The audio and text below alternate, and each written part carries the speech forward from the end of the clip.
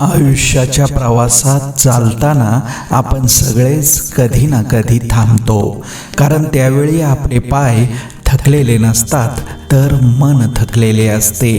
स्वप्न आपल्या डोळ्यांसमोर असतात, यशाचं चित्र मनात स्पष्ट असतं, पण त्या स्वप्नांपर्यंत पोहोचण्याचा रस्ता अचानक धूसर वाटू लागतो.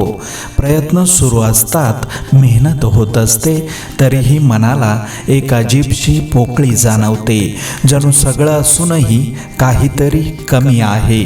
यशासाठी लागणाऱ्या गोष्टी आपल्याजवळ असतात, कष्ट असतात, जिद्द असते, आत्मविश्वासही कुठेतरी असतो, पण तरीही मन म्हणतं अजून काहीतरी हवंय. ही कमतरता परिश्रमाची नसते, ती क्षमतेचीही नसते, ती असते प्रेरणेची. जेव्हा प्रेरणा कमी होते तेव्हा मोठं स्वप्नही ओझं वाटायला लागतं आणि सोपा मार्गही कठीण भासतो. मित्रांनो, प्रेरणा म्हणजे मोठ्या शब्दात केलेली भाषणं नाहीत, ती म्हणजे आतून उठणारी एक शांत जाणीव, जी आपल्याला सांगते की थांबू नकोस, अजून एक पाऊल टाक. आज नाही जमलं तर उद्या जमेल, पण स्वतःवर विश्वास ठेव. प्रेरणा आपल्याला ओरडून काही सांगत नाही, ती हळूच मनात रुजते आणि योग्य वेळी आपल्याला उभं करते.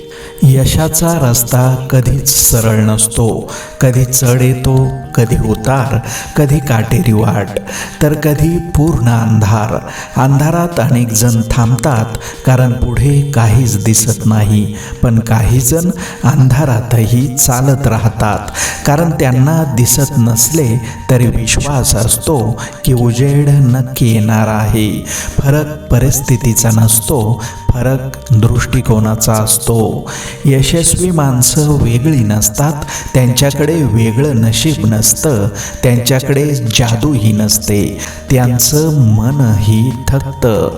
त्यांच्याही आयुष्यात प्रश्न असतात, त्यांनाही कधी अपयशाचा सामना करावा लागतो, पण ते अपयशालाच शेवट मानत नाहीत, ते त्याला एक धडा मानतात आणि पुढच्या पावलासाठी तयार होतात. कधीकधी अपयश आपल्याला तोडण्यासाठी येत नाही, तर आपल्यातली ताकद दाखवण्यासाठी येतं. ज्यावेळी सगळं संपल्यासारखं वाटतं, त्याच वेळी आपल्या आतली खरी ऊर्जा जागी होते.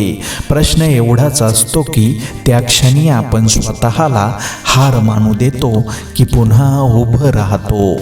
मित्रांनो, प्रेरणा कोणी देत नाही, ती घ्यावी लागते. कधी ती एखाद्या व्यक्तीतून मिळते, कधी एखाद्या अनुभवातून, तर कधी एखाद्या आठवणीतून.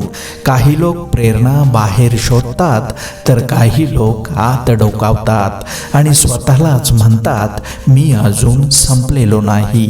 प्रेरणास्थान फक्त एखादी मोठी व्यक्ती असते असं नाही. एखादा छोटासा क्षण, एखादी जबाबदारी, एखादं स्वप्न, हे सगळं प्रेरणा देऊ शकतं. काही लोक परिस्थितीमुळे मोठे होतात, तर काही लोक परिस्थितीला मोठं बनवतात, कारण त्यांच्या आतली आग विझलेली नसते. दररोज मोठी उडी मारावी लागत नाही, दररोज फक्त थांबायचं नाही, एवढंच पुरेसं असतं. एक पाऊल पुढे, मग आणखी एक, आणि हळूहळू तोच प्रवास यशाकडे नेतो. संयम ठेवणं हेही एक प्रकारचं धैर्य असतं, आणि ते धैर्य ज्याच्याकडे असतं त्यालाच आयुष्य साथ देतं. मित्रांनो, शेवटी एवढंच सांगावंसं वाटतं की प्रेरणा ही कुठे बाहेर सापडत नाही, ती आपल्या आतच असते. फक्त तिला जाग करण्याची वेळ ओळखता आली पाहिजे. आजचा संघर्ष उद्याची ओळख बनतो, आजचा थकवा उद्याची ताकद बनतो, आणि आजचा विश्वास उद्याचं यश ठरतो.